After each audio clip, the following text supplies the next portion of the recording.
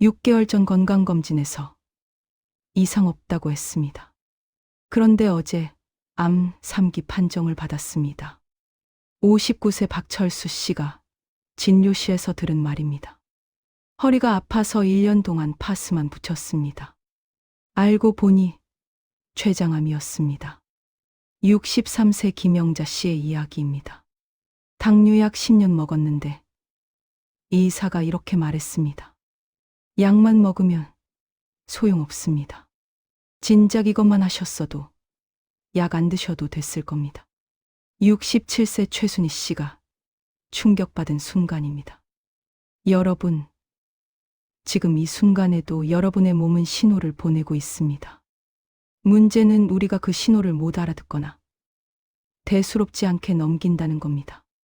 나이 들면 다 그런 거지 하면서요. 오늘 제가 들려드릴 매분의 사연, 이건 남의 일이 아닙니다. 바로 여러분과 여러분 가족에게도 일어날 수 있는 일입니다. 첫 번째, 허리 통증을 디스크로만 알고 1년을 버티다가 췌장암 3기를 발견한 분. 두 번째, 건강검진 이상 없다는 말만 믿고 6개월 만에 위암 말기 진단받은 분. 세 번째, 당뇨약에만 의존하다가 10년을 허비한 분. 네 번째, 뇌졸중 전조 증상을 2주 동안 무시하다가 쓰러진 분. 이 네 분이 공통적으로 하는 말이 있습니다. 진작 알았더라면 그때 병원만 갔어도. 몸이 신호를 보냈는데 제가 무시했습니다.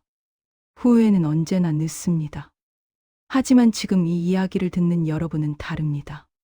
지금부터 제대로 알고 제대로 대처하면 됩니다.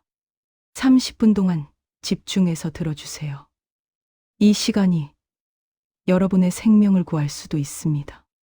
부산 해운대구 김영자 씨, 63세, 30년간 식당을 운영하셨습니다. 하루 10시간 넘게 서서 일하다 보니 허리 아픈 건 당연했죠. 40대 후반부터는 허리 통증이 일상이었습니다. 파스 붙이고 진통제 먹고 일주일에 2~3번 동네 정형외과에서 물리치료 받으면서 버텼습니다. 의사는 디스크가 좀 있지만 수술할 정도는 아니에요. 퇴행성 변화입니다. 라고 했고요. 작년 가을 뭔가 달랐습니다. 소화가 안 되기 시작했어요. 나이 들면 소화력이 떨어지지 하면서 식사량을 줄였습니다. 그런데 한 달, 2달 지나면서 체중이 눈에 띄게 빠졌어요. 58kg에서 52kg으로 2달 만에 6kg. 주변 사람들은 부러워했습니다. 살 빠지니까 젊어 보인다고요. 영자 씨도 처음엔 나쁘지 않았어요. 평생 다이어트 한 번 제대로 못 해봤는데 날씬해지니까요. 하지만 뭔가 이상했습니다. 식욕 없고 늘 피곤하고 허리 통증은 여전했습니다. 명절에 딸이 집에 왔다가 깜짝 놀랐습니다. 엄마, 왜 이렇게 야위셨어요? 얼굴도 누렇고요. 병원 가보세요. 딸의 재촉으로 큰 병원에서 CT를 찍었습니다. 결과는 충격이었습니다. 췌장암 3기. 의사의 설명. 허리 통증의 원인이 디스크가 아니었습니다. 췌장의 암이 주변 신경을 눌러서 생긴 통증이었어요. 소화불량, 체중 감소. 이 모든 게 췌장암 증상이었습니다. 영자 씨는 그날 진료실에서 한참을 울었습니다. 1년 전만 알았어도 이기였을 텐데, 수술이라도 가능했을 텐데. 의사는 말했습니다. 췌장암은 초기 증상이 거의 없습니다. 하지만 허리 통증의 소화불량, 체중 감소가 함께 오면 꼭 정밀 검사를 해야 합니다. 특히 설명되지 않는 체중 감소는 반드시 검사받으셔야 해요. 영자 씨는 지금 항암 치료 중입니다. 식당은 접었고요. 그분이 제게 한 말. 나이 탓으로 돌리지 마세요. 몸이 신호를 보냅니다. 특히 허리 통증의 소화불량, 체중 감소가 함께 오면 당장 큰 병원 가세요. 여러분, 명심하세요. 허리 통증은 흔합니다. 대부분 근육이나 디스크 문제 맞습니다. 하지만 때로는 췌장, 신장, 대장 같은 장기 문제가 허리 통증으로 나타납니다. 평소와 다른 통증이거나 통증에 다른 증상이 동반되면 반드시 정밀 검사 받으세요. 불교에서는 몸을 4대, 즉 땅물 불바람 4가지 요소가 이룬 것이라 합니다. 이 균형이 깨질 때 병이 생기고 몸은 그 신호를 보냅니다. 그 신호를 놓치지 마세요. 대구 수성구 박철수 씨 59세 30년 공무원 생활 후 작년에 명예퇴직했습니다. 퇴직 전 건강검진 결과 이상 없음. 철수 씨는 안심했죠. 역시 난 건강하구나. 이제 여행 다니고 하고 싶은 것들 다 해야지. 퇴직 후 2달간은 행복했습니다. 아내와 제주도도 가고 등산도 다니고요. 3개월쯤 됐을 때부터 이상했습니다. 식사 후 명치가 답답하고 가슴이 쓰렸어요. 퇴직하고 생활 리듬이 깨져서 그런가 보다. 식사 시간도 불규칙해지고 술도 전보다 자주 마셨으니까요. 소화제 사 먹고 제산제 먹으면서 1달 넘게 버텼습니다. 증상이 좀 나아지는 것 같았어요. 역시 일시적이었구나. 5개월째 검은색 변을 봤습니다. 깜짝 놀라서 인터넷 검색. 검은색 변은 위장출혈 신호일 수 있다. 병원 가서 내시경 검사. 결과는 위암 2기 후반에서 3기 초반. 철수 씨는 믿을 수가 없었습니다. 6개월 전에 건강검진에서 이상 없다고 했는데요. 의사의 설명을 듣고 나서야 이해했습니다. 6개월 전 받으신 건 기본 건강검진입니다. 위내시경이 포함되지 않았어요. 위장 조형 촬영, 즉 바륨 먹고 엑스레이 찍은 거죠. 이 검사는 큰 병변은 발견하지만 초기 암이나 작은 궤양은 놓칩니다. 더 큰 문제는 철수 씨가 검진 결과지를 제대로 안 본 겁니다. 하단의 작은 글씨로 50세 이상은 2년마다 위내시경 권장이라고 쓰여 있었는데 이상 없음이라는 큰 글씨만 보고 안심했던 거죠. 의사는 말했습니다. 일반 건강검진은 기본 스크리닝입니다. 나이와 위험 요인에 따라 추가 검사가 필요해요. 50세 이상은 위내시경, 대장내시경을 정기적으로 받으셔야 합니다. 철수 씨는 수술 받았습니다. 다행히 림프절 전이가 심하지 않아 수술은 성공했지만 6개월간 항암 치료를 받아야 했습니다. 퇴직 후 꿈꾸던 여유로운 삶은 사라졌죠. 철수 씨의 말, 건강검진, 이상 없음이 모든 병이 없다는 뜻은 아닙니다. 나이에 맞는 정밀 검사를 따로 받아야 해요. 위내시경, 대장내시경은 2년에 한 번씩 꼭 받으세요. 돈 몇십만 원 아끼려다 큰 병 키웁니다. 여러분, 건강검진의 한계를 아셔야 합니다. 기본검진은 혈압, 혈당, 콜레스테롤 같은 수치 확인하고 흉부 엑스레이 정도입니다. 암조기 발견하려면 별도 검사가 필요합니다. 50세 이상이라면 이내시경, 대장내시경 2년에 한 번씩. 여성은 유방 촬영과 자궁경부암 검사, 남성은 전립선 검사. 가족 중 암 환자 있다면 더 일찍, 더 자주 받으세요. 불교에서는 예방이 치료보다 낫다고 가르칩니다. 병이 생기기 전에 원인을 제거하는 것. 작은 싹을 발견했을 때 빨리 대처하는 게 중요하죠. 건강검진은 바로 그 작은 싹을 발견하는 과정입니다. 서울 송파구 최순희 씨 67세 57세의 당뇨 진단 공복 혈당 140 넘고 당화혈색소 7.2 의사는 바로 약 처방했고 순희 씨는 10년 넘게 당뇨약 먹었습니다. 처음 몇 년은 괜찮았어요. 약 먹으면 공복 혈당 110 정도, 당화혈색소 6.5 정도. 약만 잘 먹으면 되는구나. 식단 조절, 운동 안 했습니다. 의사가 운동하세요. 식단 관리하세요. 해도 네 하고 대답만 했죠. 60세 넘어가면서 혈당 조절이 어려워졌습니다. 같은 약 먹어도 혈당이 올라갔어요. 공복 혈당 130, 140, 19. 혈당은 200 넘기도 했습니다. 의사는 약을 늘렸죠. 한 알에서 두 알로, 두 알에서 세 알로. 약 종류도 바뀌었습니다. 처음엔 메트포르민 하나, 나중엔 두세 가지 약을 함께. 그래도 혈당은 안 잡혔습니다. 답답했어요.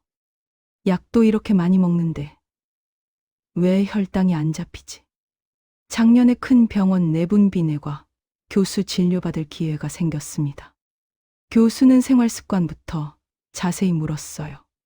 하루에 뭘 먹는지, 운동은 얼마나 하는지, 체중은 어떻게 변했는지, 그리고 말했습니다.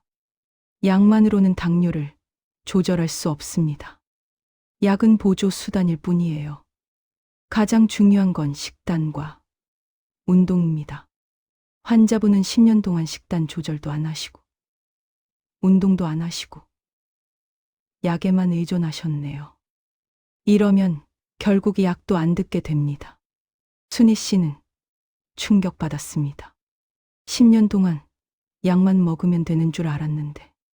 교수는 계속 말했습니다. 당뇨는 생활 습관병입니다.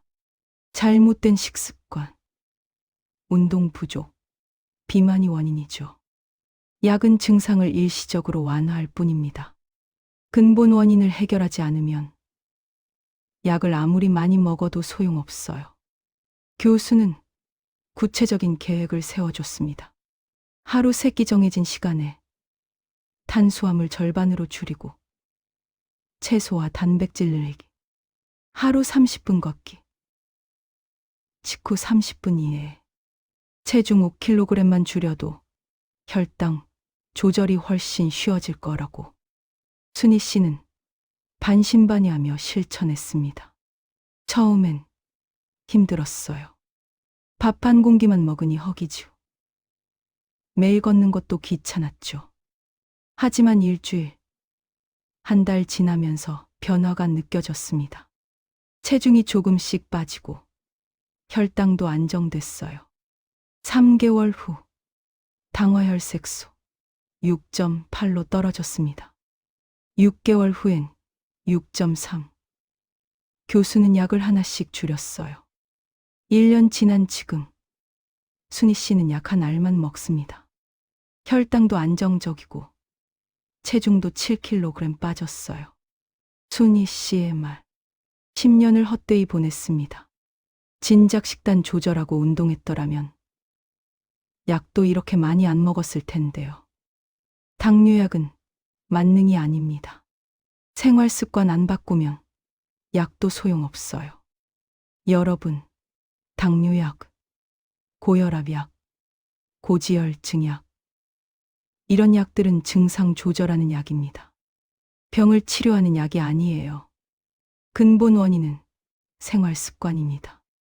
잘못된 식습관, 운동 부족, 스트레스, 수면 부족, 이런 게 쌓여서 병이 생깁니다.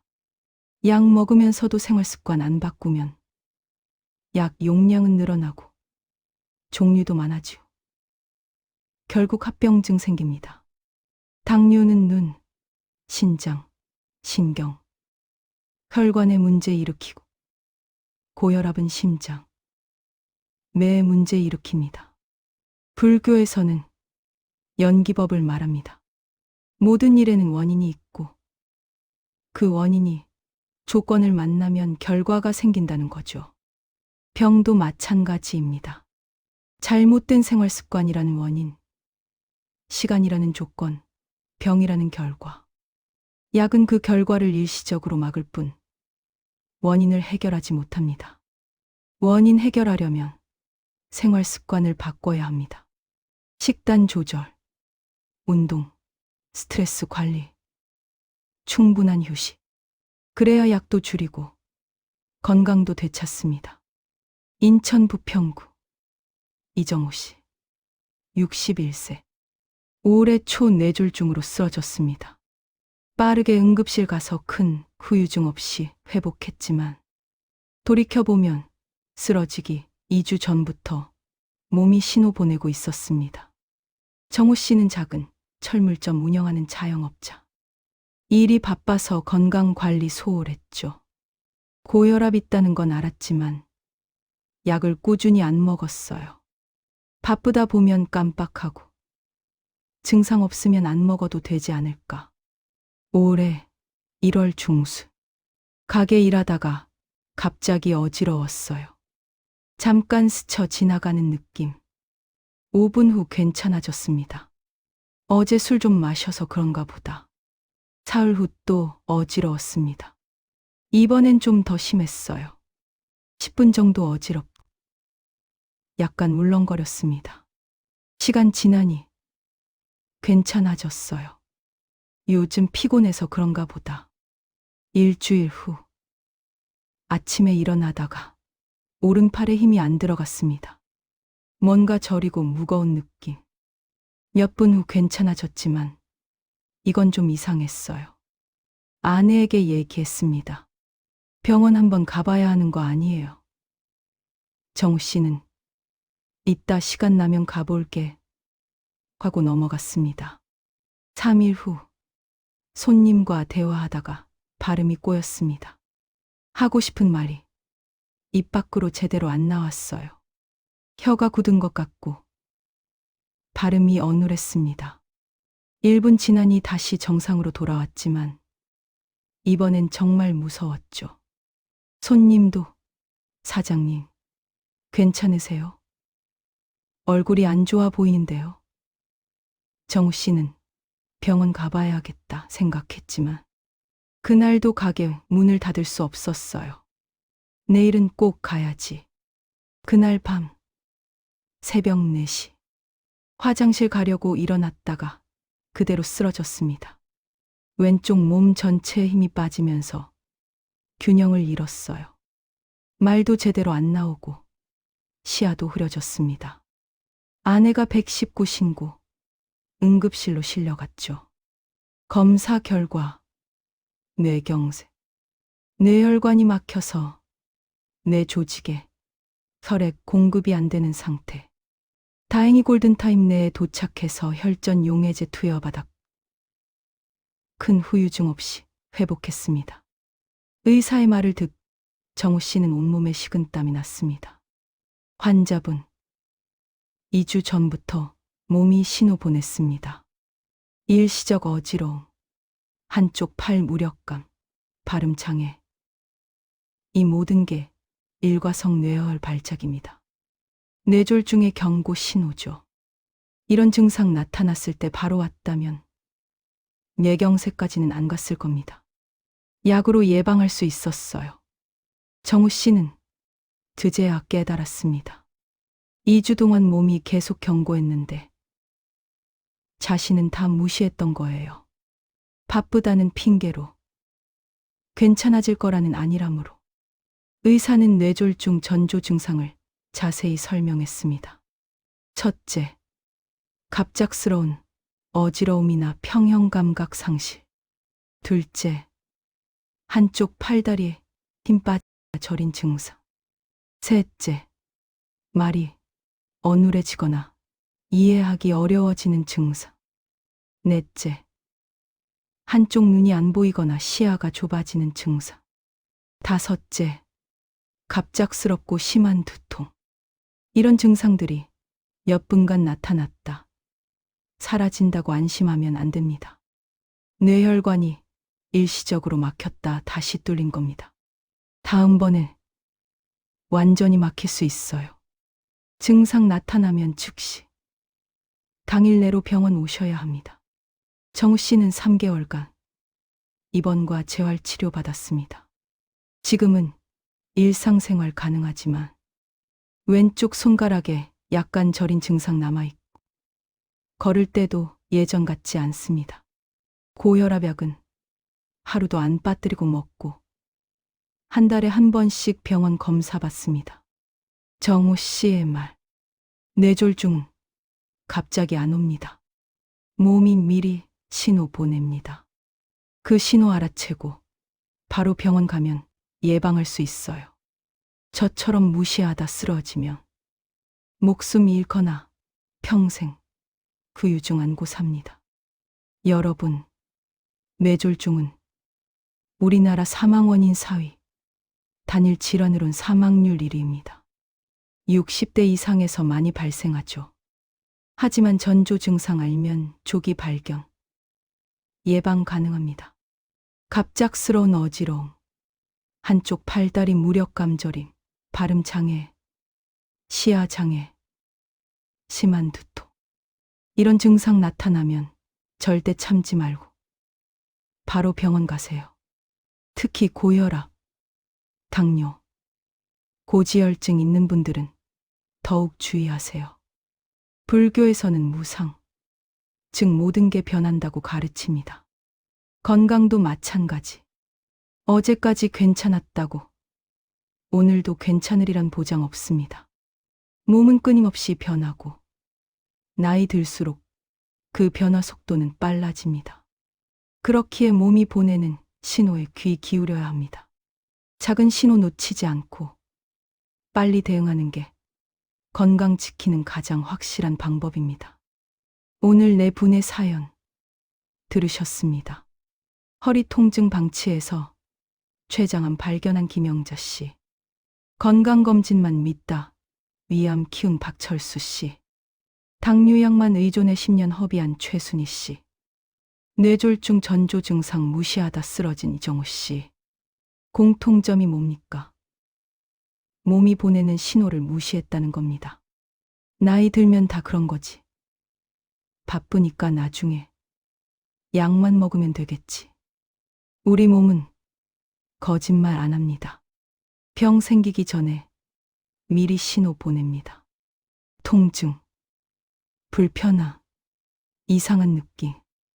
이 모든 게 몸이 보내는 경고입니다. 문제는 우리가 그 신호를 무시하거나 대수롭지 않게 여긴다는 거죠. 지금부터 7가지 꼭 실천하세요. 첫째, 몸의 변화에 민감해지세요. 평소와 다른 통증, 불편함 느껴지면 메모하세요. 언제, 어떤 상황에서, 어떤 증상. 기록하는 것만으로도 큰 도움 됩니다. 둘째, 나이 탓으로 돌리지 마세요. 나이 들면 다 그런 거지.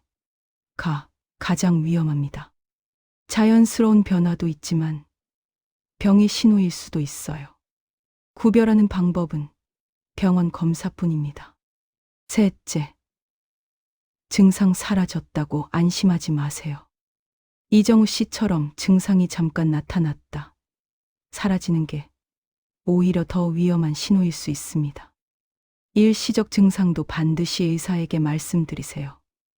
넷째, 정기검진 제대로 받으세요. 기본검진만으론 부족합니다. 50세 이상이라면 이내시경, 대장 내시경 2년에 한 번씩, 여성은 유방 촬영, 자궁경부암 검사, 남성은 전립선 검사. 돈 아까워 미루지 마세요. 조기 발견이 가장 확실한 치료입니다. 다섯째, 약만 믿지 마세요.